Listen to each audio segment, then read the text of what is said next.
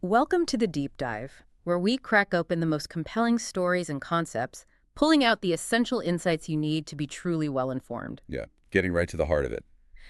Today, you and I are plunging headfirst into a global phenomenon that didn't just capture millions of viewers, but sparked countless, often uncomfortable conversations worldwide. Squid Game Season 1. Oh, absolutely. It was huge. This isn't merely a survival thriller. It's kind of a cultural earthquake that unflinchingly exposes the raw edges of human desperation, weaving a narrative so compelling, so unexpected, that it redefined what we thought possible on screen. And what's truly remarkable about Squid Game, I think, is how it transcends its initial shock value. Yeah. The gore, the violence, it's there, but there's so much more underneath. Right, it's not just about the games themselves. Exactly. It's a meticulously crafted exploration of human nature, pushed to its absolute breaking point, asking these really profound questions about morality, choice, and, well, the very fabric of society. Our mission in this deep dive is to look beyond the visceral, extracting the core insights from Season 1's intricate story, its unforgettable characters, and the powerful, often uncomfortably truthful themes it masterfully intertwines. We'll try to uncover how this series uses a seemingly simple, brutal premise to unveil profound, often chilling, truths about human behavior and the systems we live within. Yeah, peeling back those layers. It's going to be fascinating. But let's begin at the very genesis of this nightmare with our protagonist, Seong Gi-hun.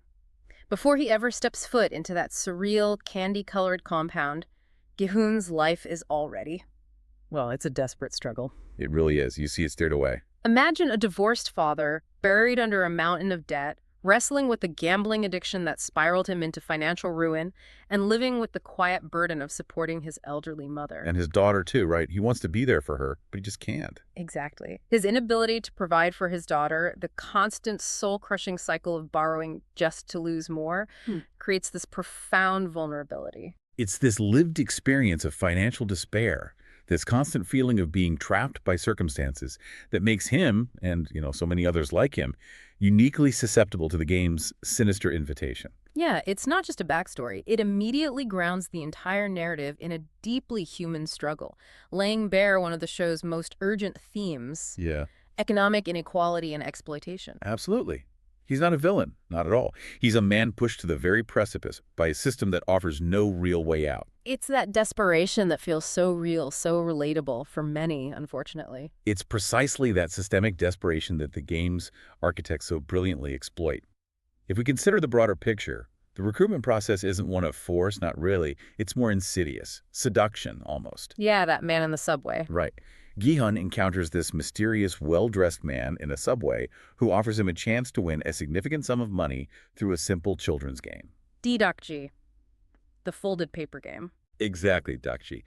After a quick, seemingly innocent round where Gi-hun gets slapped around a bit, actually he's handed an enigmatic card bearing a strange, almost whimsical symbol. Circle, triangle, square. It looks like nothing, almost like a business card for, well, nothing specific. But this seemingly benign invitation is, in reality, a perfectly calibrated trap designed to prey on the very specific, almost existential desperation Gi-hun and, crucially, 455 other individuals feel. It mirrors real-world exploitative systems, doesn't it? Things that promise a miraculous escape from misery, but instead deliver a new, far more terrifying form of servitude. That's a great way to put it. Once Gi-hun accepts and, gets gassed and wakes up, he finds himself in this vast, stark dormitory. The scale is immediately chilling. It really is. 456 contestants, all stripped of their identities, uniformly dressed in those green tracksuits, each assigned a number. Gi-hun is 456. Their individual stories, their unique struggles, they're immediately just erased, subsumed by this collective anonymity. And they're under constant, omnipresent surveillance by masked guards in pink uniforms, those geometric shapes on the masks. Circle, triangle, square again, implying hierarchy even among the guards. Right, and their faceless presence sets an incredibly dehumanizing and unsettling tone Yeah. from the very first moment. This isn't a game. It's an experiment in control, in reduction, taking people down to their number. And what's the bait? The ultimate lure that ensnares them all. A staggering $45.6 billion. Which is, what, in dollars? To give you some context, that's approximately 38 million US dollars. It's a colossal sum, far beyond the wildest dreams of anyone caught in the crushing grip of debt like these people are. It's life-changing money, more than life-changing. Exactly. This isn't just money. It's presented as the ultimate, unequivocal solution to all their problems, every single burden, every past mistake, every shame they carry. Imagine being so utterly crushed by your circumstances, so deeply in debt, that this amount becomes not just a dream, but the only conceivable escape from a life that feels like an inescapable prison. This immense monetary figure doesn't just set the stakes, it elevates them to an almost mythical level.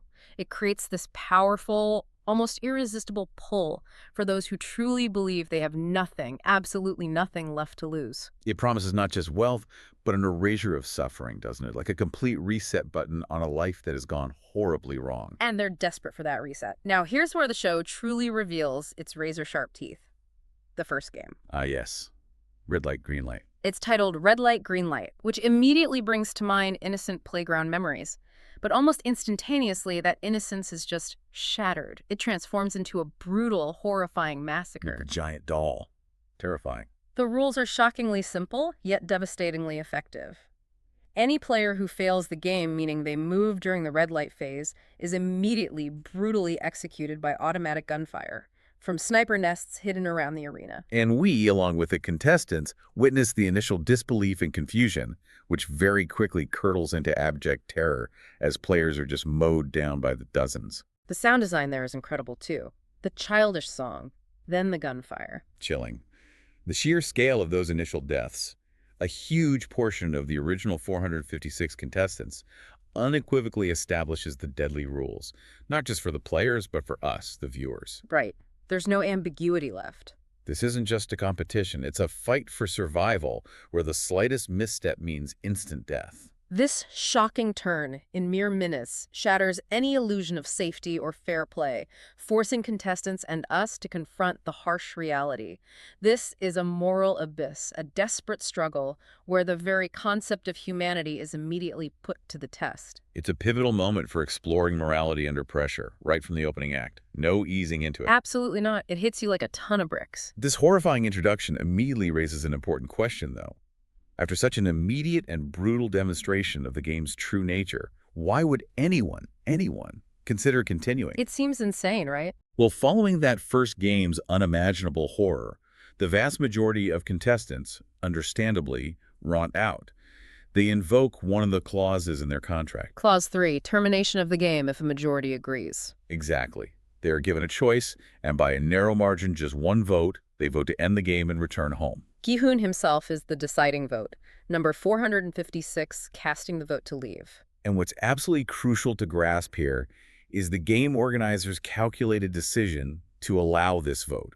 It serves a very specific, utterly manipulative purpose. Which is? To underscore the perverse message that the outside world is in fact hell, making their subsequent decision to return to the game a seemingly voluntary one. Yeah. The game wants them to believe they chose this hell, rather than being forced into it. So they let them taste freedom, knowing it's just as bad, maybe worse, out there for them. Precisely. Gi-hun's own experience after leaving certainly reinforces this chilling narrative. He returns to his miserable, inescapable life, attempts to report the game to the police. And they just laugh him off, basically. Think he's crazy. Predictably and tragically, yeah. No one believes him.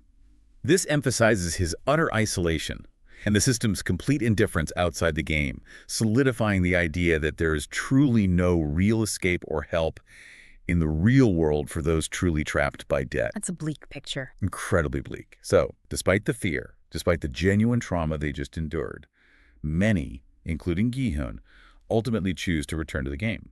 They get the invitation card again. And they call. They actively choose to go back. Seeing it, incredibly, as their only hope for a better life. This is the ultimate heartbreaking paradox. They initially chose to leave, yet felt compelled, driven by the suffocating weight of their external lives, to return to a place of almost certain death. It's a stark demonstration of how desperation, fueled by unrelenting economic inequality and exploitation, can so profoundly warp one's perception of choice. Right. It makes death in the game seem like a preferable, perhaps even more dignified, alternative to their existing crushing suffering. The series really suggests that for the truly desperate, true freedom isn't the ability to choose, but the profound luxury of not needing to choose between unimaginable evils. Exactly. Their choice to enter or re-enter the game is, in itself, a chilling indictment of a broken system. It wasn't really a choice at all, was it? This brings us to a fascinating yet deeply unsettling gallery of characters who populate this nightmare. Each is a product of their circumstances, and understanding their individual plights allows us to fully grasp the show's commentary. Yeah, the character work is fantastic. Let's start with Cho Sang-woo, number 218, Gi-hun's childhood friend. He's introduced as a source of immense pride for their entire community, the brilliant student who made it to Seoul National University, the epitome of success. The neighborhood hero, practically. Yet, we quickly learn the bitter truth. He's a disgraced investment banker, swimming in deep, dangerous debt from fraudulent activities, using his mother's shop as collateral, everything. The irony here is profound. He was once a beacon of upward mobility, seemingly above the struggles of their neighborhood, but now he's just as desperate, if not more so, than Gi-hun. And his intellectual brilliance, which will indeed come into play during the games, will starkly contrast with his rapid, chilling ethical decay as the pressure mounts. He embodies that tragic fall from grace within the very capitalist system that, ironically, promised him salvation but ultimately consumed him. He played the game outside, lost, and now he's playing this one. A different kind of game, but maybe not so different in the end.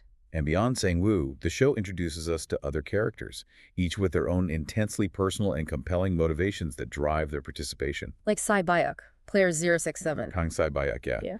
The stoic North Korean defector. Her driving force is incredibly powerful, almost sacred. She needs to earn enough money to reunite her scattered family, get her brother out of the orphanage, find her mother across the border. Every decision she makes, every risk she takes, is fueled by this singular, desperate goal. Her guarded, resilient demeanor is clearly born from a life of immense struggle, loss, and profound personal sacrifice.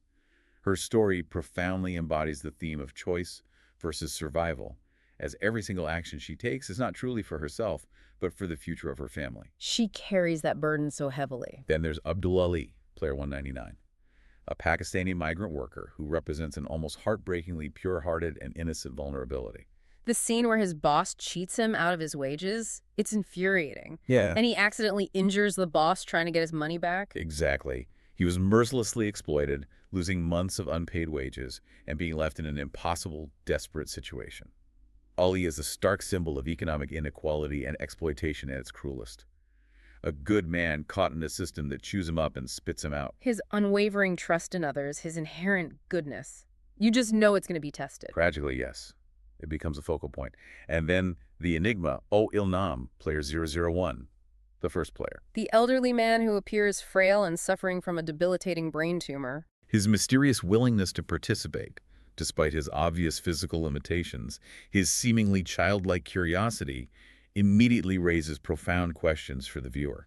He seems almost happy to be there sometimes, which is bizarre. It is. He initially appears as this grandfatherly, almost whimsical figure, which, as we'll later discover, makes the revelation about his true identity all the more impactful and chilling. It completely reshapes our entire understanding of the game. We'll definitely circle back to him. And finally, maybe the most overtly dangerous player early on, Jang Deok-soo, player 101. The gangster, on the run from his debts and dangerous enemies outside. His reliance on brute force, intimidation, and forming a self-serving gang for survival represents a different, more primal, almost predatory response to the game's pressures. He is a survivor by nature, operating purely on instinct and a twisted sense of self-preservation. No pretense of morality there. No, none at all. What binds all these incredibly diverse characters together, despite their drastically different walks of life, their varied pasts and personalities, is one overwhelming, crushing, and universal factor: soul-destroying debt. And a society that has fundamentally failed them, pushing them to the edge of an abyss. This powerful commonality underscores the universality of their desperation and sharpens the show's scathing critique of capitalism's dehumanizing effects. Whether you're a disgraced banker, a resilient defector, an exploited migrant worker, a seemingly innocent elderly man, or a ruthless gangster. If you're drowning in debt, if you're deemed expendable by the system, this game preys on you, offering this twisted, brutal form of salvation that is, in fact, just another layer of exploitation. It's a terrifying mirror in some ways, Hashtag tag tag games of skill, strategy, and betrayal. As the contestants become painfully aware of the game's true stakes, the nature of the challenges themselves begins to evolve. Let's move to the second game. Sugar honeycombs. The Dalgona candy game. Looks simple, but Oh, boy. right. This involves a traditional Korean street candy called dalgona, where players must carve a specific shape, a circle, triangle, star, or the notoriously difficult umbrella, out of a thin honeycomb candy without breaking it, within a time limit. And Gi-hun, of course, ends up with the hardest shape, the umbrella. It looks almost impossible to extract intact. But in a moment of pure, street-smart ingenuity born from desperation, he figures out a clever trick. By licking the back of the candy, he can soften it, allowing him to carefully, painstakingly extract the shape just in time. That drop of sweat falling on it, too, giving him the idea. Brilliant little moment. This game is a fascinating departure from the first. It's a test of precision, patience, and ingenuity, a stark contrast to red light, green light, which was pure brute force and immediate, indiscriminate death. It introduces a much-needed layer of intellectual challenge, and it's a subtle nod to how practical intelligence can be as, or even more, valuable than academic smarts. Sang-woo struggles a bit initially, surprisingly. Yeah, he does. But it's during this seemingly simple game that we get one of the earliest and most telling insights into the true nature of one character, Sang-woo. Ah, yes. This is crucial. He very quickly realizes the exact same trick of licking the candy. Sees Gi-hun doing it. But here's a critical point, the moment that truly defines his trajectory in the game. He deliberately chooses not to tell Gi-hun or anyone else in his immediate group, even when he sees them struggling. Ollie is right there with the circle, Gi-hun with the umbrella. This isn't just an oversight, it's a crucial early indicator of his calculating, ruthless, and ultimately self-preserving nature. It's the first clear sign of how morality under pressure begins to erode within him, where self-interest not only outweighs the bonds of friendship, but actively, coldly suppresses any nascent empathy. He possesses knowledge that could easily save others, but he hoards it, valuing his own survival above all else. It's subtle, but chilling. This moment foreshadows of darker betrayals to come, and it's a chilling demonstration of how quickly ethical boundaries can dissolve when life and death are on the line. He's already thinking steps ahead, but only for himself. While the games are raging inside, consuming the player's humanity, there's that crucial parallel narrative unfolding. Hwang Jin-ho, the police officer, Our eyes and ears on the inside, in a way. he infiltrates the facility, donning the pink-suited uniform of a guard, driven by the desperate, singular hope of finding his long-missing brother. He found that same card in his brother's apartment. This narrative thread is absolutely essential. It provides us, the listener, with an invaluable external perspective on the games, adding a layer of mystery, a thrilling detective element that allows us to piece together clues about this massive, secretive, and utterly terrifying organization. It's our window into the shadowy architects behind the spectacle, not just the desperate players caught within its grasp. We're on his journey to uncover the truth, risking everything. As Junho delves deeper into the organization, the facility itself becomes an increasingly dangerous crucible, even between the formal games. Violence begins to erupt spontaneously among the contestants. That special game, After Lights Out. Yeah, a chilling indication of the escalating psychological toll and the complete breakdown of civil order. We witness a brutal, terrifying fight break out when the lights suddenly go out, a moment of unbridled chaos where the weak and the elderly are specifically targeted, exploited by the stronger, more ruthless players like Deok-soo and his gang. It shows how the games not only pit players against the system, but more horrifyingly, against each other, highlighting a complete breakdown of any remaining social contract. It's raw survival of the fittest, a direct, chilling consequence of the dehumanizing effects of the game's environment, turning humans into animals fighting over scraps or survival. In this escalating chaos, however, fragile alliances begin to solidify. Gi-hun, Sang-woo, Se-byok, Il-nam, and Ali form a core team, drawn together by circumstance and a fragile nascent trust. They need each other. And then comes the third game, tug of war. On those high platforms. Terrifying. This isn't just any tug of war. It's played on raised platforms, precariously high above the ground, where losing means a terrifying, fatal fall onto concrete. The guillotine cutting the rope. Brutal. This significantly raises the stakes for what is already a physically demanding game. Their team looks doomed, facing a team of all strong men. And in a truly surprising turn, Il-nam, despite his age and apparent frailty, proposes an unexpected, ingenious strategy, using technique, rhythm, and a psychological trick at the end. The step forward move, brilliant. Their combined effort leads to an improbable victory, demonstrating that ingenuity and cooperation can indeed overcome raw physical power. It makes you pause and question, though. How does Il-nam, who seems so vulnerable, emerge as such a surprising, almost visionary strategic leader? Is it just wisdom born of age, or is there something more profound, something else at play that we haven't yet discovered about this enigmatic old man? It certainly plants a seed of doubt, or at least curiosity. As the games grind on and the body count rises, Junho's critical discoveries are shedding horrifying light on the true scale of this operation. While the players face their next challenges, Junho is busy uncovering hidden files deep within the frontman's archives. Taking huge risks to do so. These files contain meticulously cataloged information on previous winners, revealing a chilling truth. These deadly games haven't just sprung up recently. They have been held for many, many years, perhaps even decades, going back to the 80s. This discovery doesn't just show the immense scale of the organization, but its long-standing, deeply entrenched nature, hinting at a vast, global, and incredibly well-established enterprise operating in the shadows. And it's within these files, and through his observations, overhearing conversations, seeing preparations that the VIPs are first explicitly mentioned. The audience. Wealthy elites who participate as spectators, betting on the players' lives as if they were racehorses. Speaking English, notably. This introduces the ultimate beneficiaries of this horrific spectacle, highlighting the absolute pinnacle of the dehumanizing effects of capitalism, where human lives are reduced to mere commodities, to disposable entertainment for the ultra-wealthy. It paints a picture of a world where suffering is not just ignored, but actively consumed for perverse pleasure. It adds a whole new layer of awfulness to it. This deep dive into the games forces us to confront a profound question. How much humanity can truly survive under such relentless, soul-crushing conditions? And Game 4. Oh boy. Marbles. Universally considered the devastating emotional heart of the entire series. Players are instructed to form pairs, naturally assuming they will compete together, relying on their newfound alliances. Gi-hun pairs with Il-nam, Sang-woo with Ali, Sabayok with another young woman. They seem relieved, thinking they've found safety in partnership. But then the cruel, gut-wrenching twist is revealed.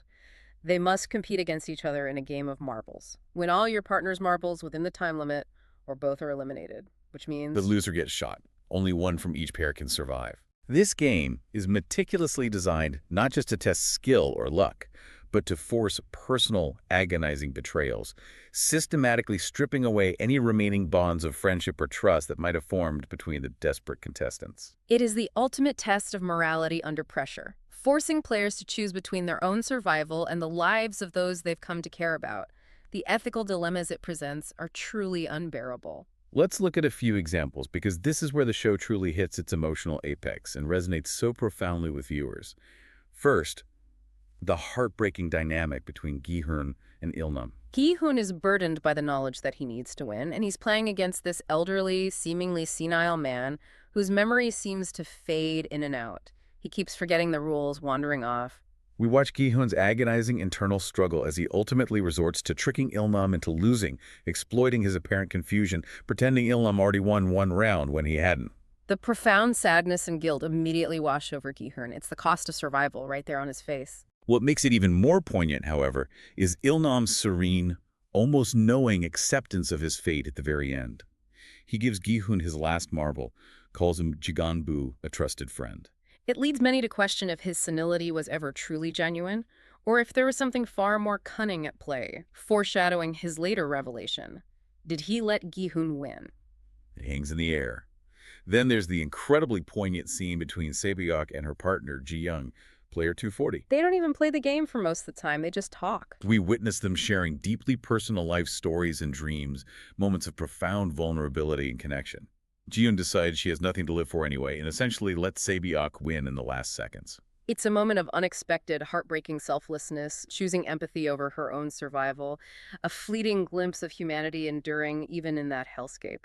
But perhaps the most chilling, most unforgettable betrayal of all occurs between Sang-woo and the trusting Ali. Oh, this one is rough. Sang-woo, seeing he's about to lose, in a cold, calculated, utterly ruthless act, manipulates the pure-hearted, loyal Ali. He convinces Ali they can trick the guards and both survive if Ali gives him the marbles temporarily. He preys on Ollie's trust, his hope. Exploiting his trust and naivety, Sang-woo swaps Ollie's bag of marbles for a bag of pebbles, sends him off on a fool's errand, and thereby seals Ollie's tragic elimination. The look on Ollie's face when he realizes, absolutely devastating. We see Ollie's unwavering loyalty, his innocent faith in Sang-woo, right up until the last agonizing moment, utterly crushed by Sang-woo's ruthless pragmatism. It is a stark, brutal display of humanity stripped bare, a complete surrender to the game's corrupting influence. This episode resonates so deeply because it forces you, the audience, to confront what you yourselves would do in such an impossible ethical dilemma. It highlights the absolute depths people will sink to in desperation, a core tenet of the theme of choice versus survival. It's a game meticulously designed to destroy the very soul, and for many, tragically, it succeeds. You really see the cost. It's as if the architects of the game wanted to amplify the horror, to make it not just a survival test, but a depraved theatrical production. And nowhere is this more evident than with the arrival of the VIPs. Finally putting faces well, masks to the money behind it all. These are the truly rich, masked individuals wearing those elaborate gold animal masks who physically arrive at the facility to watch the fifth game live from a luxurious viewing lounge. Their faces are completely obscured, symbolizing their detached, dehumanized perspective, their anonymous, almost godlike perch above the human suffering they've paid to witness. They're lounging, drinking, making crude remarks. Their very presence doesn't just amplify, it exacerbates the voyeuristic and exploitative nature of the games to an extreme degree. It explicitly showcases how human lives, reduced to mere numbers, are now commodities, disposable entertainment for the ultra-wealthy. This isn't just a critique. It's truly the apex of the show's scathing indictment of the dehumanizing effects of capitalism, where immense profit and perverse pleasure overshadow any semblance of human value or dignity. They are the ultimate consumers of human suffering. One even tries to assault Jun-ho, thinking he's just staff. Yeah, that whole sequence is deeply uncomfortable, and their arrival ushers in Game 5. Glass stepping stones. Another visually stunning but terrifying set piece. A bridge high in the air. A terrifying test of knowledge, courage, and sheer blind luck. Players must cross a bridge constructed of alternating tempered glass panels, which can hold immense weight, and regular glass panels, which will instantly shatter, leading to a fatal, horrific fall onto a crushing concrete floor below. Imagine the intense psychological pressure. You could almost hear the rapid, desperate heartbeats. You witness the frantic attempts to guess or analyze the glass. The guy who used to work in a glass factory, he could tell the difference briefly. Right. Until the lights were changed to make it impossible. And then the horrifying sound of breaking glass echoing through the cavernous space as players plummet to their deaths one by one. The dynamics during this game are both fascinating and utterly brutal. Some players frantically try to test the glass, tapping it, dropping a marble. Others, driven by sheer terror, push players ahead of them. And there are even instances of outright sabotage, like Deoksu, the gangster, refusing to move forward when he's at the front, effectively creating a bottleneck, demanding others go first. Which ultimately leads to another player, Han Min-yeo, the woman he betrayed earlier, sacrificing herself by grabbing him and pulling them both through a regular glass panel. An act of vengeance that buys precious time for the group at the cost of both their lives. A shocking moment. It further breaks down any remaining semblance of morality under pressure, dissolving into a chaotic struggle for mere seconds of survival. And devastatingly, it's during this brutal game, as the bridge explodes behind them, that Sae-byok sustains a severe injury from falling glass shards, a deep wound in her side. A wound that will become a critical, tragic factor in the subsequent final events. By some miracle, or sheer luck and other sacrifices, only 3 players managed to survive this brutal gauntlet: Gi-hun, Sang-woo, and the injured Sae-byok. In a bizarre, almost surreal twist of dark humor, the 3 survivors are then provided with a fancy dinner, steak, wine, nice clothes. A final, unsettling moment of superficial luxury amidst the unimaginable horror and trauma they've endured, clearly signifying that the game is nearing its shocking, and for them, perhaps final conclusion. The contrast is jarring. As the games narrow down to the final 3, a different kind of truth is desperately seeking to emerge. Let's shift our focus back to Jin-ho's relentless pursuit of answers and the devastating familial revelation that follows. His storyline really ramps up here. Jun-ho, the police officer, successfully manages to escape the main facility, making it to a nearby island, clutching critical evidence of the game's video recordings, files. Proof of this unbelievable horror, he even manages to get a weak signal out to his boss. But his escape is short-lived. He's cornered, dramatically confronted by the mysterious front man, the imposing black-clad leader of all the masked guards on a precarious cliff edge. He's tracked down. The high-stakes chase leading up to this point and the dramatic confrontation itself are incredibly tense, filled with a palpable sense of impending doom. Junho is out of options. And then, in a truly shocking twist that pulls the rug out from under the audience, the front man slowly pulls off his mask. Revealing himself to be Hwang In-ho. And in a moment of profound, gut-wrenching irony, we discover that In-ho is, in fact, Junho's long-missing brother, the one he came looking for. The profound tragedy of this revelation is immense. The seeker, the brother desperately searching for his lost family member, finds him not as a victim, but as the orchestrator, the cold, calculating leader of the very evil he sought to expose. It adds another chilling layer to the theme of morality under pressure, exploring how deeply one can fall or be corrupted by power, becoming an instrument of the very system that might have once victimized them. He won a previous game, we learn later. It speaks to the seductive nature of control, perhaps. In a devastating moment, In-ho, the frontman, shoots Junho in the shoulder. Not fatally, maybe, but Junho then plunges off the cliff into the churning waters below, implying his death, or at least his failure, and marking the tragic, heartbreaking end of his quest for truth for now. The evidence seems lost with him. What's particularly chilling here is that even as Junho's story reaches its devastating climax, the players still remaining are enduring their own parallel moral crucible, a final descent into depravity back in the dorm. Sang-woo, in what is arguably his final, most ruthless act of self-preservation, reaches the ultimate depths of human cruelty, while Gi-hun is sleeping, exhausted and traumatized after the glass bridge.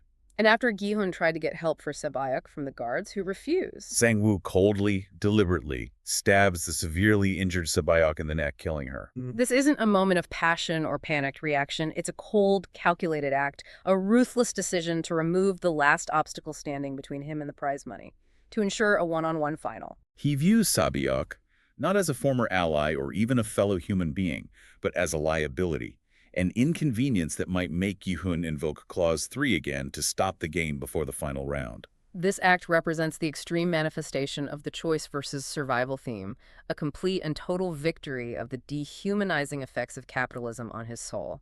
He has shed every last shred of his former self. Every ethical boundary, every moral pretense for the sake of the prize. It's a moment that irrevocably marks him as truly lost.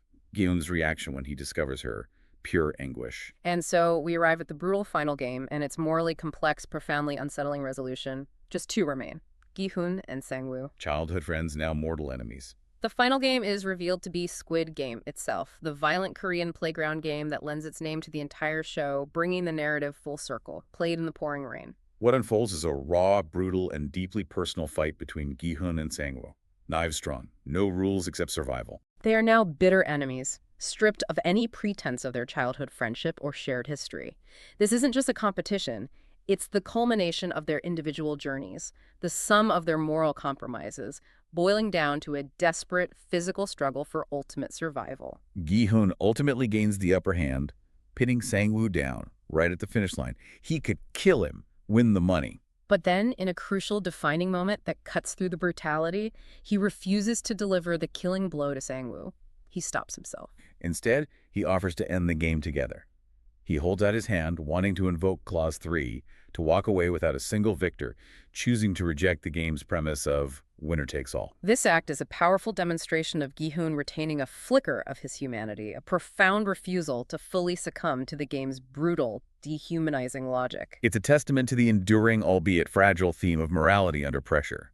It suggests a path toward redemption, or at the very least, a powerful rejection of utter depravity. He won't become Sang-woo. However, Sang-woo, overwhelmed by the crushing weight of his shame, his monstrous choices killing Sabayuk, betraying Ali, and perhaps the very notion of losing the prize after all he had done. He makes a different final decision. He tells Gi-hun to take care of his mother, then stabs himself in the neck with his own knife. Commits suicide, a desperate act that allows Gi-hun to win the prize money by default. The game ends because only one player is left standing. This deeply unsettling ending, where victory is achieved not through direct triumph, but through the opponent's self-destruction, immediately raises an important question for us. What truly does victory mean in such a context? Gi-hun is returned to the real world, traumatized, clutching a debit card loaded with an immense, blood-stained fortune. He's won, yes, but at what immeasurable cost to his soul, to his psyche? He can barely function. He doesn't even touch the money for a whole year. His hair turns red. He's just broken. His mother has died in the interim. And then, in a final, absolutely shocking revelation, one that fundamentally alters our understanding of everything that came before, he gets another one of those cards. An invitation. He goes to the address and finds Oh Ilnam, player 001, the seemingly frail, elderly man he befriended, the man he thought he had tricked to survive the marbles game. Still alive, hooked up to machines, but alive. And not just alive. He was, in fact, the game's creator and mastermind all along, the host behind it all. Ilnam, on his deathbed from his actual brain tumor, reveals that he joined the game for fun, for the sheer thrill of it, a final perverse amusement before his demise, because being ultra-rich was boring. This twist isn't just a shock. It's the show's most chilling, profound insight into the perverse boredom of the ultra-rich. It starkly posits that for those with absolute unchecked power and no financial limits, human suffering becomes the ultimate, most thrilling form of entertainment. A game even they crave to participate in, not for survival, but for a fleeting sensation of being alive in their otherwise sterile, overprivileged existence. He even makes a final bet with Gi-hun about human nature. Right, betting on whether anyone will help a freezing, homeless man outside before midnight.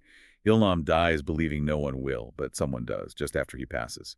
Gi-hun wins the bet, but Ilnam never knows. It forces a complete reevaluation of Ilnam's character, his quiet wisdom, his unsettling serenity during the games, and fundamentally questions the very nature of humanity and power when completely unchecked by any moral compass. It's horrifying.